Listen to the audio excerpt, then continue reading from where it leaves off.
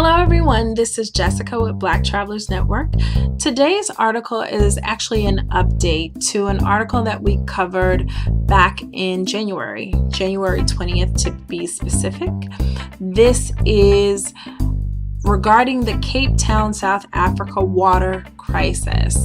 And this is a crisis that has garnered a lot of attention throughout the world because Cape Town is really on track to become the world's first major city to run out of water. And so it's getting a lot of attention throughout the world.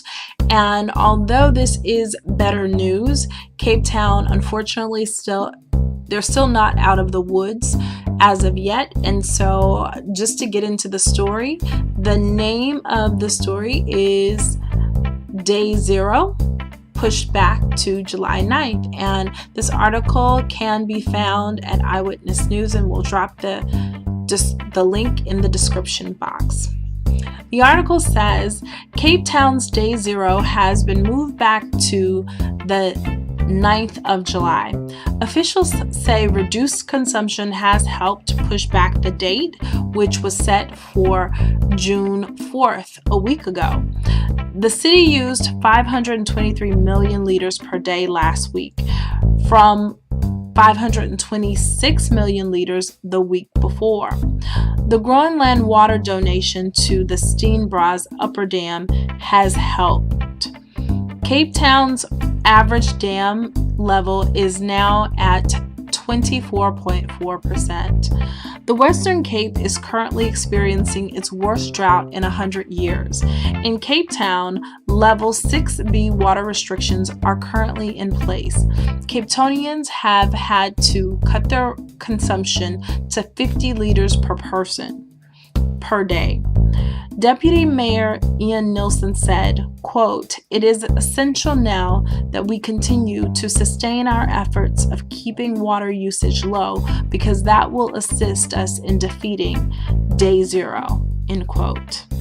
The city says its preparations for Day Zero continue along with the rollout of pressure management initiatives and the installation of water management devices at the properties of high water users across the metro. Officials say enforcement blitzes will also continue to ensure that all water users adhere to the water restrictions. And that's a brief update. I just want to also point out that part of what has helped them significantly, and the article alludes to it, is that a number of the farmers in the area have donated water to the city's major dam to help bring the water levels up.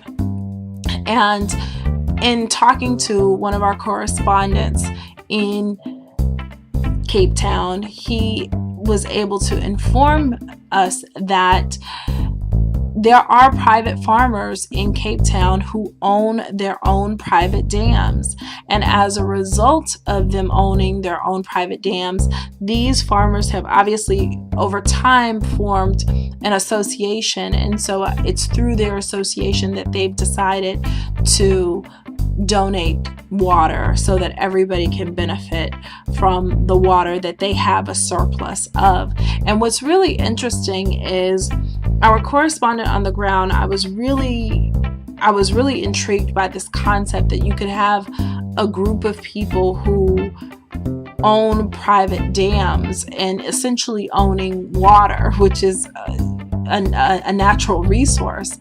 And I asked him, well, how does that happen? And he informed us that it happens because it's a complicated old colonial system that's in place that allowed a number of private individuals to own public land, in essence making the land, that was public privately owned, and allowing them to have control over water.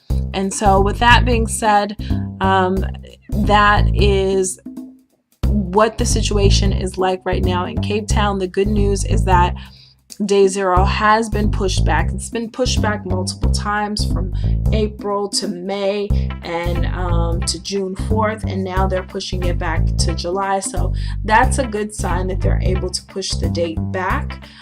With that being said, there are a lot of politics at play in South Africa, especially right now, because the former president, Jacob Zuma, is no longer in office, and there's now a new president. And we're definitely going to provide an article that kind of speaks to what is happening as a result of this new president coming into office, and working to steer South Africa in the direction that he feels is fitting for him and his government, the type of government he wants to lead. And so very interesting times in South Africa. I will tell you that we do have some trips coming up, so definitely check out the description box below if you want to find out what trips we have coming up. And I thank you guys for listening.